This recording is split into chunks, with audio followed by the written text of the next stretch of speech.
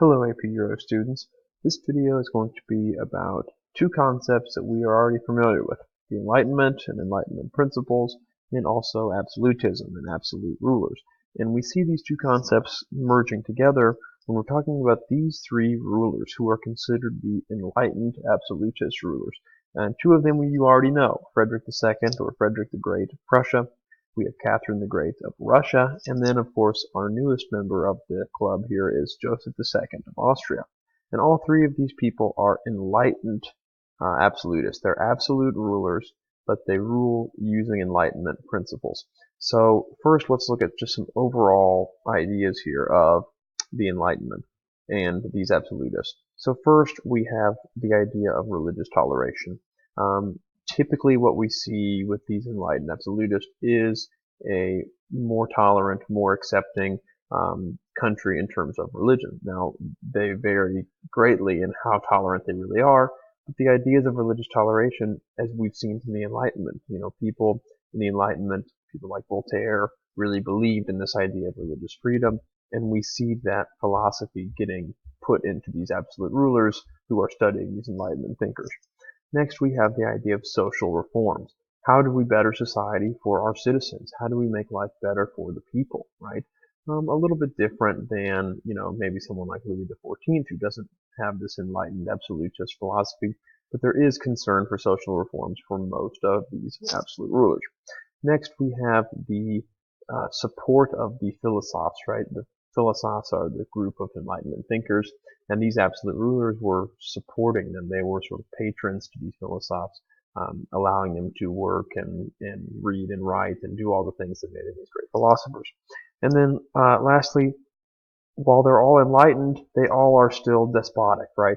Despotism, this idea of absolute rule, absolute power, and they don't want to give up that power, even if some Enlightenment ideals say maybe they should. So we still see this despotic, absolutist tendency, even though they are enlightened. Okay, let's talk about Catherine the Great of Russia. So a few things about her, and this should just be sort of a brief overview and review since we've already discussed Catherine the Great in depth during our Absolute Rulers unit. But first, know that she was a patron of the philosophes. She believed in their work. She supported their work very much financially, and then just giving them the opportunity to write and share their teachings. She was despotic in the sense that she was very tough and ruled very harshly and absolutely. There was a rebellion, Pugachev's rebellion during her reign, that was this sort of peasant rebellion trying to gain more rights and things, and she crushed it very harshly. She was very strong and despotic and absolutist. We also see that while there were some reforms made in Catherine the Great's Russia, they were not as many reforms socially as some of the other absolute rulers of the Enlightenment. So let's move on to Frederick II of Prussia. Frederick II of Prussia, he was very concerned for his citizens in this idea of trying to do things as the monarch that improved the citizens' well-being and helped them survive and thrive in Prussian society. The idea of civil service, and he really believed in people, advancing in society based on their merit rather than just their inherited titles and, based on their birth and, if your father was some important person, well, now you're an important person. Frederick didn't buy into that. He believed that it should all be based on merit. If you were good enough, if you were legit, you should move up in society, not based on, titles in the past. He was also a patron of the philosophes, allowing great philosophers to, do their work and using those ideas, popularizing those ideas. He was very tolerant of all religions. He still tended to favor Protestantism, but we do see quite a bit of Christian toleration in Frederick's Prussia. And then he was also, and he was most well known for being very militaristic. He was a great general, and he's the person that sort of brings the Prussian military onto the world stage. And we've talked about this during the Absolute Rulers unit, but in Prussian militarism and the Prussian military discipline is sort of the model that a lot of countries, including the United States, have used to build up their armies. So Frederick II is probably most well known as a military, genius and military commander rather than an enlightened absolutist, but he does fit the mold here of these enlightened absolute rulers. And last, let's talk about Joseph II of Austria.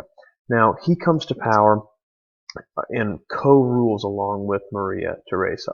So you have sort of a dual monarchy in Austria for this period where they're both still alive, with Joseph II and Maria Theresa. Now, Joseph II was much more radical than his other enlightened absolutist counterparts. He did things like abolish serfdom and give more rights to the peasant class of Austria.